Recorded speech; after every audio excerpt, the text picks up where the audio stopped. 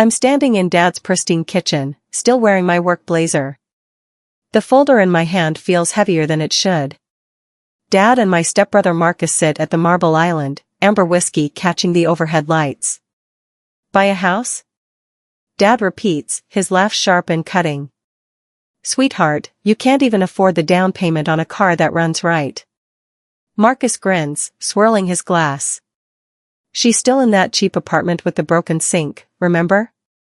Their laughter fills the kitchen, bouncing off the expensive cabinets and stainless steel appliances. My fingers tighten around the folder. Inside are papers that could silence them both, my mortgage approval, stamped and official. But I don't open it. Not yet. My chest burns with something hot and bitter, but my face stays calm. I learned years ago that showing weakness only feeds their mockery. So I smile, nod, and let them think they've won.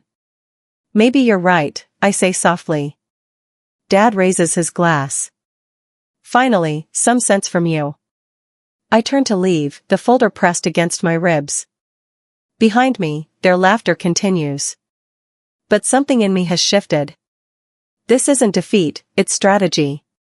They'll see soon enough what I'm capable of. And when they do, there won't be any laughter left. My name is Sophie Collins, and I've spent most of my life being invisible. Growing up, Dad had a simple rule: winners get attention, everyone else gets ignored.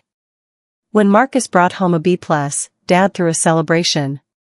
When I brought home straight A's, he barely looked up from his newspaper. That's expected from you, he'd say. Marcus has to work harder. Mom left when I was 14. The divorce was messy, loud, and final. She moved 3 states away, and I stayed with Dad because I thought I could earn his love. I thought if I tried harder, did better, became perfect, he'd finally see me. But perfect was never enough. Marcus got a brand new truck for his 16th birthday. I got a used bicycle with rusty brakes. Marcus got college tuition paid in full. I got told that real education comes from hard work, not handouts. Every milestone I reached was dismissed as luck or barely sufficient. Every achievement Marcus stumbled into was celebrated like a miracle. I stopped expecting fairness. Instead, I started planning. Because somewhere deep inside, beneath all the hurt and invisibility, something harder was forming. A quiet determination that would one day crack their smug smiles wide open. When my acceptance letter from State University arrived, I ran to show Dad. My hand shook as I held it out, hope bubbling in my chest. He glanced at it, then back at his coffee. State? That's it? It's a good school, Dad. I got into their finance program. He sighed, setting down his mug. Sophie, I'm not co-signing your student loans. You'll just change majors halfway through like you change moods. My throat tightened. I won't. I promise. No. His voice was final. You want college? Figure it out yourself. I'm not throwing money at another one of your phases. That same week, Marcus got a brand new truck, glossy red paint, leather seats, upgraded sound system. Dad stood in the driveway with his arm around Marcus's shoulder, beaming with pride.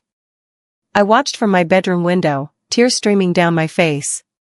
But I didn't give up. I couldn't. That night, I applied for every scholarship I could find. I took a job at Ruby's Diner, working double shifts on weekends and late nights during the week.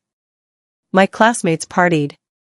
I served them pancakes at 2 a.m., smelling like grease and exhaustion. Dad called it character building. I called it survival. For years later, I graduated with honors. A finance degree, top of my class, debt I'd worked myself raw to minimize.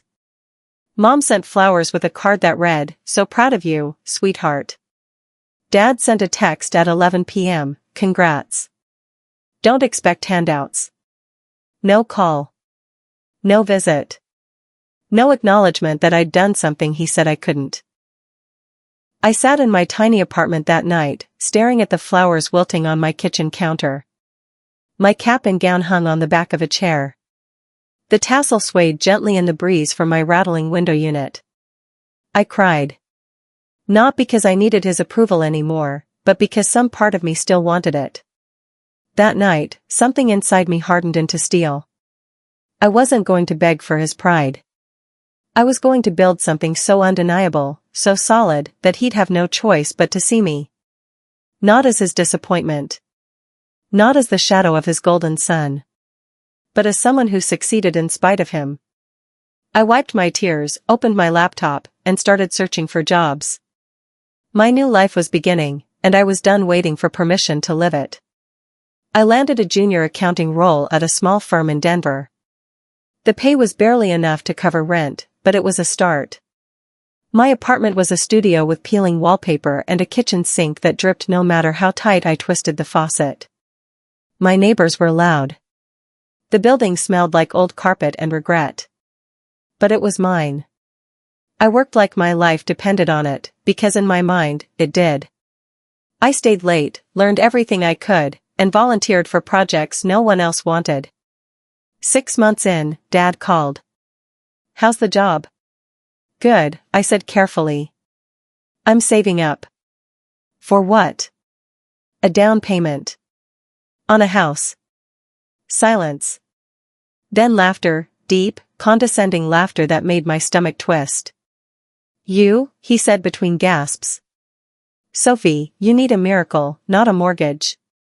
Marcus chimed in from the background, shouting something about me being a forever renter. I smiled, even though he couldn't see me. "We'll see, Dad."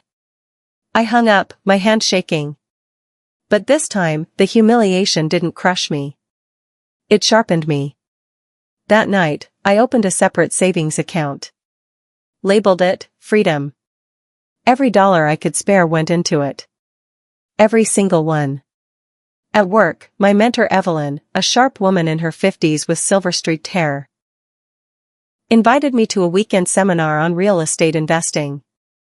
I almost said no. I was exhausted, broke, and skeptical. But something made me go.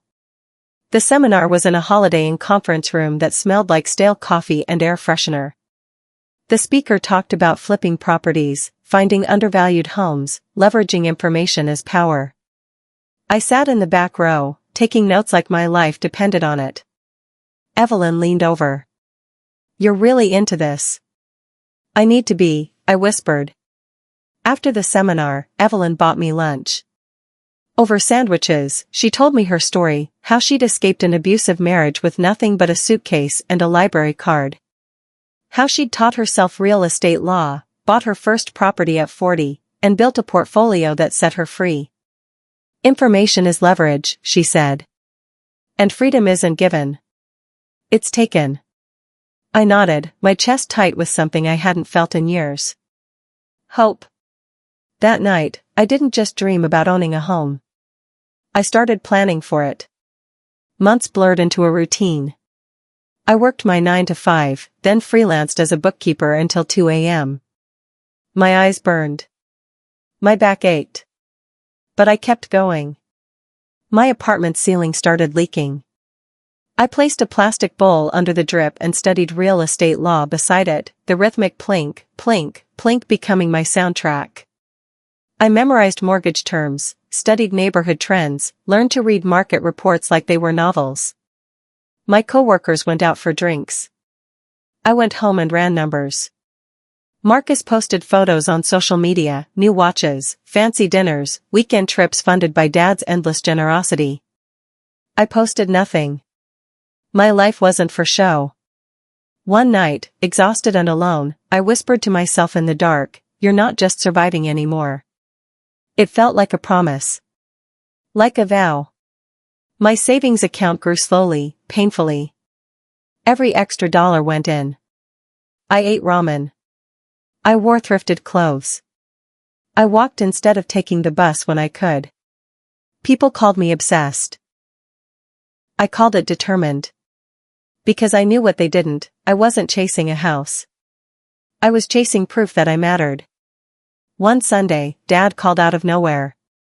Rare, but not unwelcome. We talked about nothing, weather, work, Marcus's latest venture. Then, his voice shifted.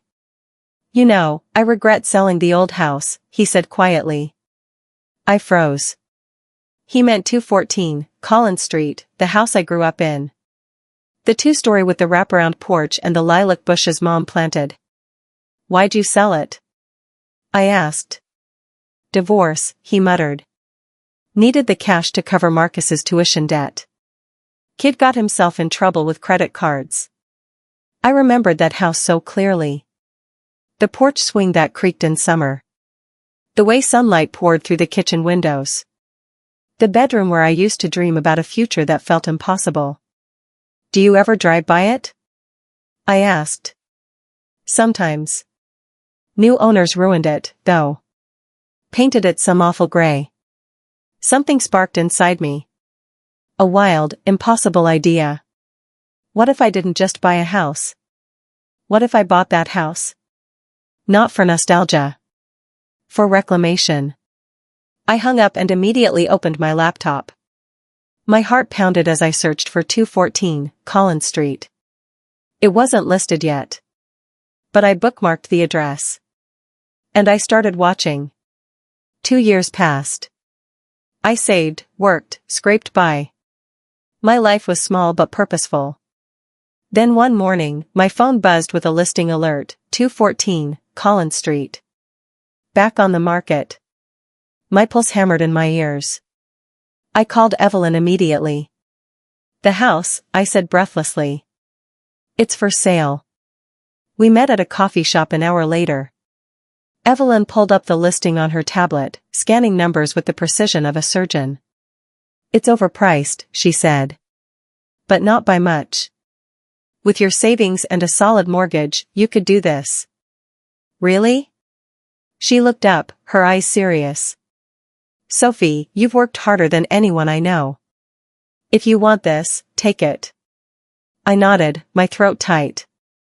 That night, I couldn't sleep. I lay in bed staring at the ceiling, imagining myself standing on that porch again. But this time, not as the forgotten daughter. As the owner. I made an offer the next morning. Under an LLC I'd quietly formed months earlier. My name hidden, my intentions invisible. The seller accepted within a week. When I signed the papers, my hand shook so badly I almost couldn't write. But I did. And just like that, 214, Collins Street was mine. I didn't tell anyone. Not Evelyn. Not Mom.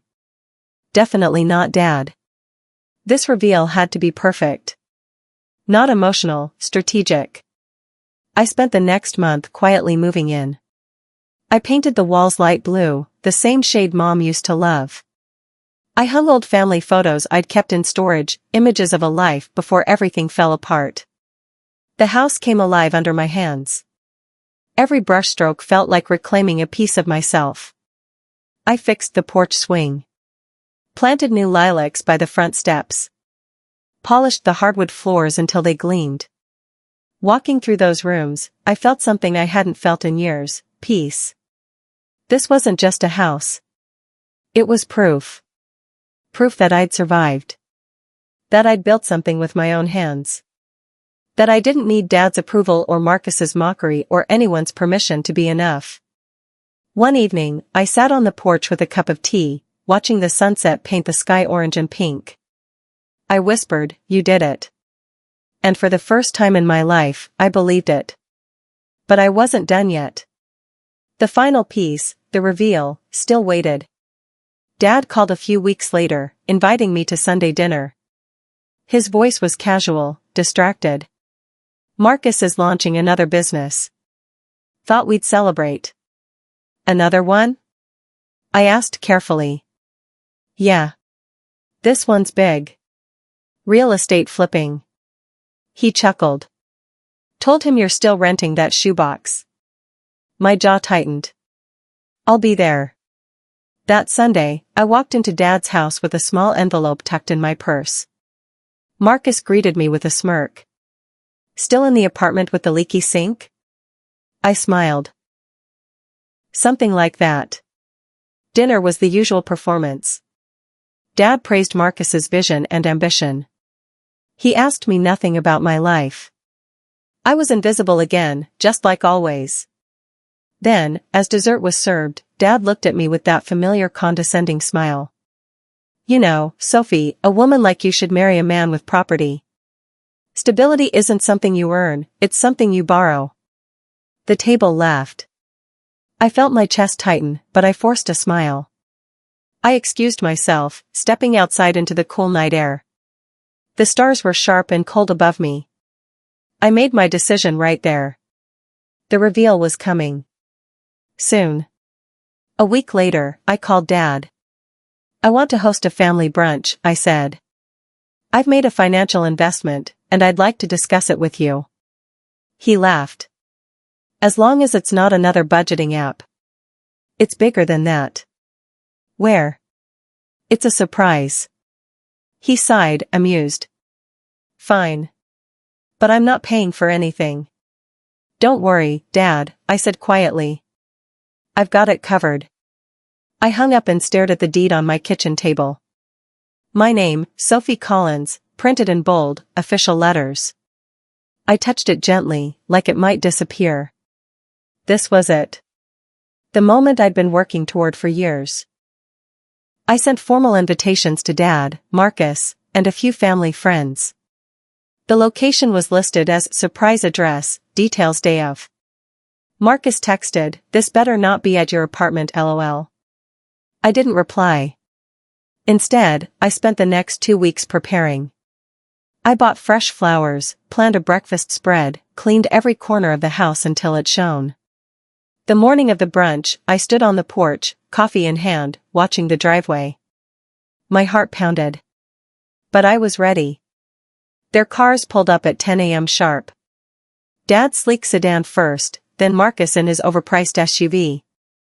I watched them step out, confusion flickering across their faces. Marcus looked up at the house, frowning. Wait, isn't this our old place? Dad finished, his voice tight. I walked down the porch steps, smiling calmly. Morning. Dad's eyes narrowed. What are we doing here, Sophie? Come inside, I said. I'll explain. They followed me up the steps, their footsteps heavy and uncertain. Inside, the table was set, fresh flowers, pastries, coffee, orange juice. Soft music played in the background. Dad stopped in the doorway, staring. Who owns this now? I poured myself coffee, taking my time. Why don't you sit down? They did, reluctantly. Marcus looked around, suspicious. Dad's jaw was tight. I slid a folder across the table. Inside was the deed. Dad opened it slowly. His face went pale. You. His voice cracked. You bought this? I met his eyes, steady and calm. No, Dad. I earned it. Silence filled the room like smoke. Marcus grabbed the deed, scanning it frantically. This has to be fake, he muttered. There's no way. It's real, I said quietly. Paid in full. No debt. No help. Dad's hand trembled as he set the paper down. His face was pale, his eyes wide and unfocused. How? He whispered. I worked, I said simply. Every late shift, every freelance job, every dollar I saved. I did this myself. Marcus leaned back, shaking his head. You're probably mortgaged to death. I pulled out another document, the payoff statement. Zero balance. No mortgage, I said. I own it outright. The air in the room shifted. Dad looked at me like he was seeing me for the first time. Marcus said nothing. His smug grin was gone, replaced by something I'd never seen before, shock. I stood, smoothing my dress. Thank you for coming. Breakfast is ready whenever you are. I walked into the kitchen, leaving them sitting in stunned silence. My hand shook as I poured more coffee, but inside, I felt weightless. I'd done it. I'd finally, truly done it. Breakfast was quiet. Painfully, awkwardly quiet. Dad picked at his food, barely eating. Marcus scrolled on his phone, avoiding eye contact. I ate calmly, savoring every bite. The tension was thick, but it wasn't mine to carry anymore. Finally, Dad spoke. Why didn't you tell me? I set down my fork. Would you have believed me? He didn't answer. You spent my whole life telling me I wasn't enough, I continued. That I needed to marry someone stable because I'd never be stable myself. So I stopped trying to convince you. I just did it. Dad's eyes were red. I didn't mean. Yes, you did. My voice was soft but firm. And that's okay. Because I don't need your approval anymore. Marcus stood abruptly. I have to go. Me too, Dad muttered. I walked them to the door. Dad hesitated on the porch, his hand on the railing. I'm proud of you, he said quietly. I nodded. Thanks. But I didn't say it back. Not out of spite, out of truth. His pride didn't matter anymore. They drove away, and I stood on the porch alone. The wind brushed my hair, cool and gentle. My phone buzzed. A text from Dad, I'm proud of you. I stared at it for a long moment. Then I slid my phone into my pocket without replying. It wasn't cruelty. It was closure. I walked back inside, closing the door softly behind me. The house was quiet now, filled only with the hum of the refrigerator and the distant chirp of birds outside. I sat at the kitchen table, running my fingers over the deed one last time.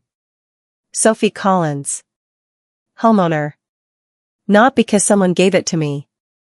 Not because I got lucky. Because I fought for it. I tucked the deed into a drawer and locked it. Then I made myself another cup of coffee and sat by the window, watching the lilacs sway in the breeze. For the first time in my life, I felt free. Weeks passed. Life settled into a new rhythm. I woke up in my house, made coffee in my kitchen, sat on my porch in the mornings before work. Then Evelyn called one afternoon, her voice tense. Have you heard about Marcus? No. What happened? His business collapsed. Bad loans, unpaid debts. Your dad co-signed. My stomach dropped. How bad? Bad. Their assets are under review. I hung up, staring at nothing. Part of me felt vindicated. Another part felt empty. This wasn't the revenge I'd imagined. I didn't want Marcus to fail. I just wanted to succeed. But life had delivered its own justice, and I had nothing to do with it. That night, I drove past my old apartment. The building looked smaller, sadder. The window of my old unit was dark. I remembered the leaking ceiling, the ramen dinners, the late nights whispering to myself that I'd make it. I had. I parked, stepped out, and looked up at that window one last time. You're free, I whispered. And I finally believed it. Months later, Mom called. She'd heard about the house through the family grapevine. Sophie, I'm so proud of you. Hearing her voice cracked something open inside me. Thanks, Mom. I wish I could have helped more back then. You sent flowers, I said softly. That was enough. We talked for over an hour. She told me about her new life, her garden, her quiet happiness. I told her about the house, the lilacs, the porch swing. I'd love to visit, she said. Anytime. When we hung up, I sat on the porch with tears streaming down my face. Not sad tears, relieved ones. I'd spent so long chasing Dad's approval that I'd forgotten Mom had always seen me. She'd just been too far away to say it loud enough. But now, in this house, in this life I'd built, I could finally hear it. Dad reached out a few more times. Short texts, awkward calls. He didn't apologize outright, but I could feel the regret in his voice. Marcus never contacted me. I didn't expect him to. One evening, Dad asked if he could visit. I hesitated. Then I said yes. He arrived on a Saturday morning, alone. He stood on the porch, looking older, smaller somehow. It looks good, he said quietly. The house. Thanks. We sat on the porch swing, the wood creaking softly under our weight. I was wrong, he said finally. About you. I nodded. I know. I don't expect you to forgive me. I don't know if I can, I admitted. But I'm not angry anymore. He looked at me, eyes glassy. That's more than I deserve. We sat in silence for a while, watching the street. It wasn't reconciliation. But it was something. When he left, I felt lighter. Not because he'd apologized. But because I'd finally let go of needing him to. 1 year later, I sat at my kitchen table with a cup of tea, flipping through a real estate magazine. Evelyn had convinced me to consider investing in a second property. You've got the knowledge. Why not build something bigger? I smiled. Maybe. But for now, this house was enough. I walked through the room slowly, touching the walls I'd painted, the floors I'd polished, the photos I'd hung. Every corner held a memory. Not of the past, but of the future I'd fought for. I stepped onto the porch and sat on the swing, watching the sunset. My phone buzzed. A text from Mom, visiting next month. Can't wait to see your home. I smiled. My home. Not borrowed. Not gifted. Mine. At work, I got promoted to senior accountant. My boss praised my dedication, my consistency, my quiet brilliance. I accepted with a calm smile. But the real victory wasn't the title or the raise. It was the knowledge that I'd built a life I was proud of, not for anyone else, but for me. I started mentoring a young intern named Grace. She reminded me of myself, hungry, overlooked, working twice as hard as everyone else. Keep going, I told her one day. It's worth it. She looked at me with wide, hopeful eyes. You really think so? I know so. Because I'd lived it. And now, I was proof. Some nights, I still thought about that moment in Dad's kitchen. His laughter. Marcus's smirk. The way they dismissed me so easily. It didn't hurt anymore. It just was. They'd underestimated me. And I'd used that underestimation as fuel. Not for revenge. For freedom. I didn't need to prove anything to them now. I'd already proven it to myself. And that was the only validation that mattered. I started volunteering at a local nonprofit that helped women escape financial abuse. I taught budgeting, saving strategies, real estate basics. One woman, tears in her eyes, thanked me after a workshop. You gave me hope, she said. I hugged her tightly. You already had it. I just reminded you. Because that's what Evelyn had done for me. And now, I could pass it forward. This house wasn't just my freedom. It was a symbol. A reminder that no matter how small you feel, how invisible, how dismissed, you can build something that no one can take from you. 2 years after the brunch, I hosted Thanksgiving at my house. Mom came. Evelyn came. A few close friends. Dad asked if he could come too. I said yes. He arrived with a pie, his hand shaking slightly as he handed it to me. Thank you for letting me be here, he said. I nodded. You're welcome. It wasn't perfect. But it was real. We ate, laughed, shared stories. And for the first time, I felt like I belonged in my own family. Not because they'd changed. But because I had. Tonight, I sit at my kitchen table. The same table where I once laid out that deed with trembling hands. The folder that once held my mortgage approval now holds something else, plans for a second property, a growing investment portfolio, a future I'm building one deliberate step at a time.